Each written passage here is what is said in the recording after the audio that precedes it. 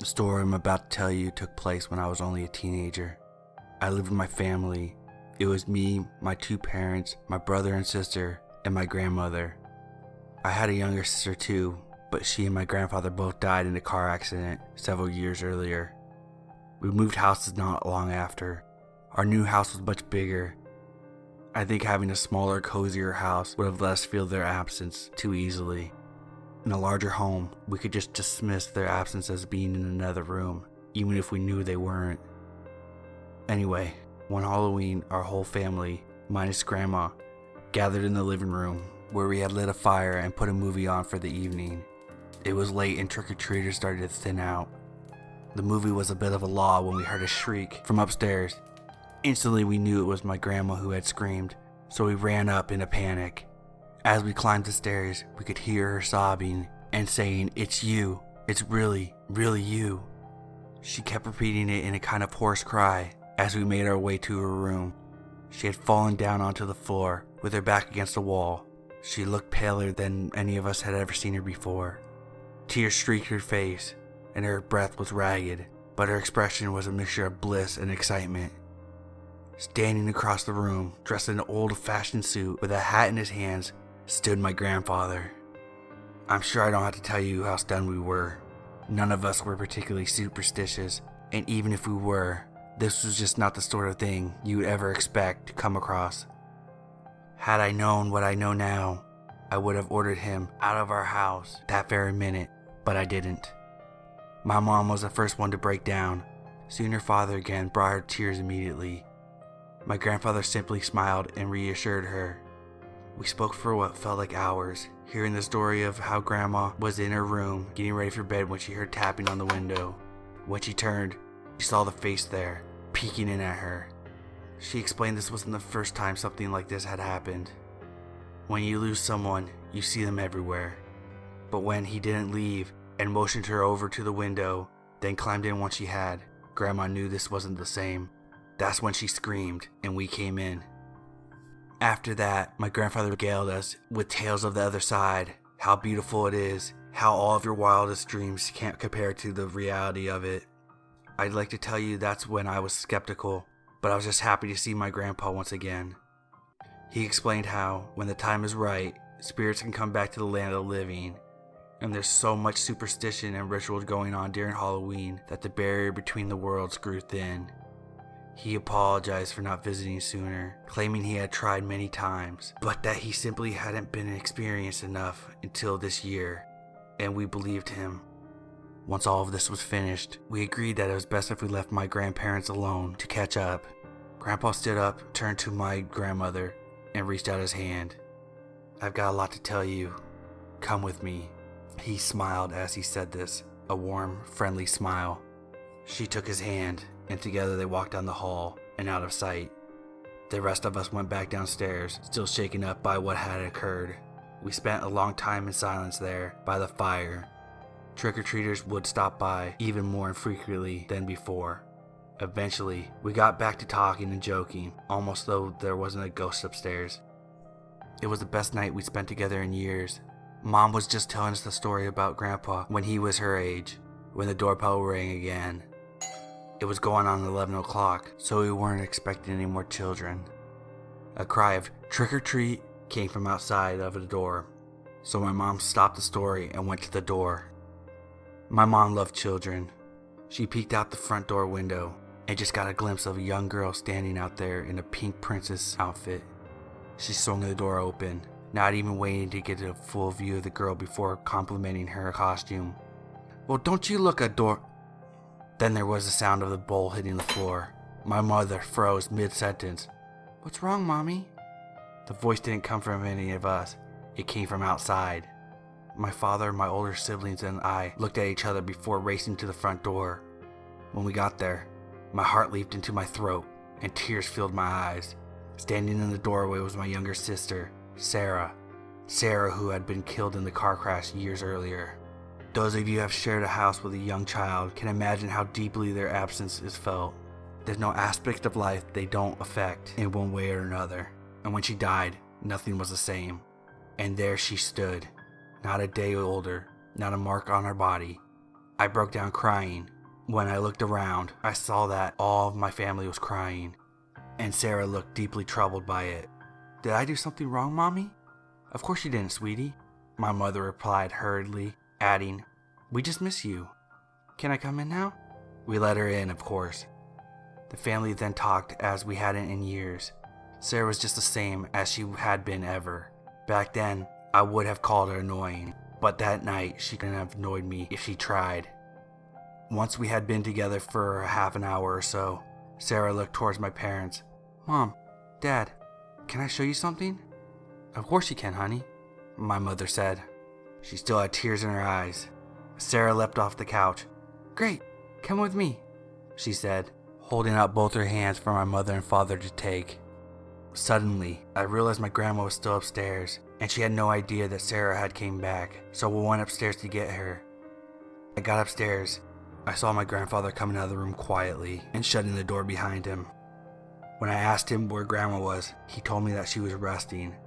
I asked if she could come downstairs, and he simply said that wasn't possible, before adding that she would have plenty of time to spend with Sarah. I was excited. Did this mean that they were staying with us? I asked my grandfather, and he just smiled and went downstairs with me. My older siblings were chatting in the living room when Sarah came skipping in from around the corner alone. "Where's Mom and Dad?" I asked. "Well, when we went down to the basement, they started kissing and hugging and told me to go upstairs, so I did." That didn't sound right. I couldn't imagine my mother leaving Sarah's side for a moment tonight. Nobody else seemed to find this strange, though. Grandpa just laughed and said that adults were weird and I would understand someday. Then he turned to my brother and said he had brought a gift with him, something to make up for all the lost birthdays and Christmases. He held out his hand for my brother to take. "Come with me." It was only at that point I grew suspicious. I asked my grandpa where the gift was, to which he simply replied, "Oh, don't you worry, you'll get yours soon enough."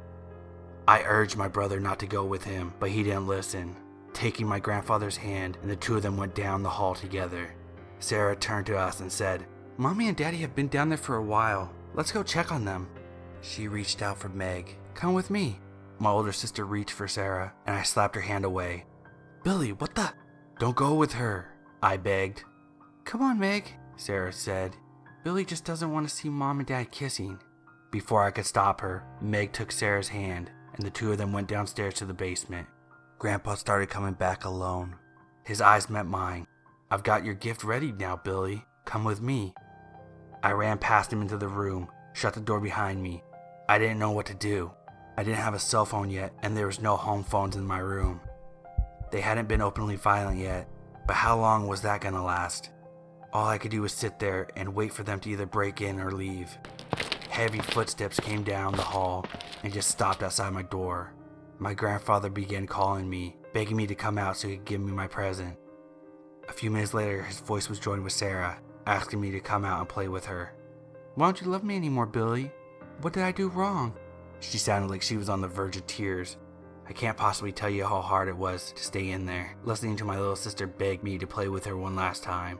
But the survival instinct was a strong one, and I kept the door shut. The clock chimed 12, and all fell silent. I looked under the door, and my grandfather's figure was no longer casting a shadow underneath. I placed my ear to the door, listening carefully. I heard nothing. My family was out there, possibly hurt. I had to go check, or call for help, do something at least. I took a deep breath and steadied myself, and opened the door. The hallway was empty. Across the hall, through the open door, I could see my brother laying there on the ground, motionless. He was pale and didn't look like he was breathing. I was only in high school, but I ran over to him. I checked his wrist and his neck for a pulse, but found nothing. All I saw was that one of his hands was tinged black. I ran upstairs. I should have called the police or an ambulance, or somebody, but my mind wasn't working.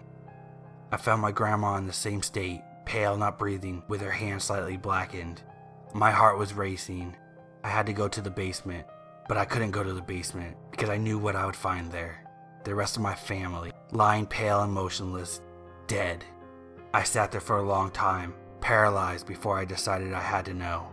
The descent to the basement felt longer than it ever had before. I felt cold and numb, and each step felt like an eternity. But when I got to the bottom, I saw exactly what I knew I would find. My parents and my oldest sister laying on the floor. I began to cry. Cry like I hadn't done in years. Like I hadn't done since the day my little sister died. "You stupid boy." The voice was sinister and evil sounding, just like every demon from every horror movie you have ever seen, and worse. I spun around, and Sarah was there, but she was different. Her eye sockets were empty. Her mouth was black, lipless hole ringed with fangs. "You have no more family, no more loved ones. They are now mine. And you? You will live the rest of your life alone. You will die somewhere forgotten, alone and afraid. You will never see your family again, ever." Then the thing paused and held out its hand. "Unless, of course, you come with me. You can be with all of us again, forever." I'd like to tell you now I kept my distance, that I told her to get out of my house, or at least that I sat frozen. But what she said was true. I felt it, deep in my bones. I'll never see my family again if I didn't go with her. I was just a kid, a scared, stupid kid who wanted his mom. I stood shakily and reached out my hand slowly. Sarah's mouth formed a sick smile as I approached. Then there was a noise upstairs. The clock chimed 1 o'clock, and I looked up just for a heartbeat. There was a distant scream, and when I looked forward, Sarah was gone. I called 911. It was eventually deemed that my family died of carbon monoxide poisoning, and that one leak had spontaneously resolved itself and disappeared through my grandma's open window. My experiences were brought on by hysteria and oxygen deprivation. It could have been worse. They could have blamed me. I was legally an adult at that point, so the estate fell to me. I sold the house and everything in it and moved to a small apartment, using the proceeds to put myself through school once I graduated. If you see a loved one who passed away this Halloween, please don't let them in. Don't take their hand, and never go with them. You might be asking why I share this now. It's a fair question. For many years I've been terrified of things that came to my house at night, for decades. I thought that the scariest thing in the world was the idea that whatever came to visit, whatever we had let into my house, they weren't my family. This year though, I had a thought that was even more disturbing. What if they were?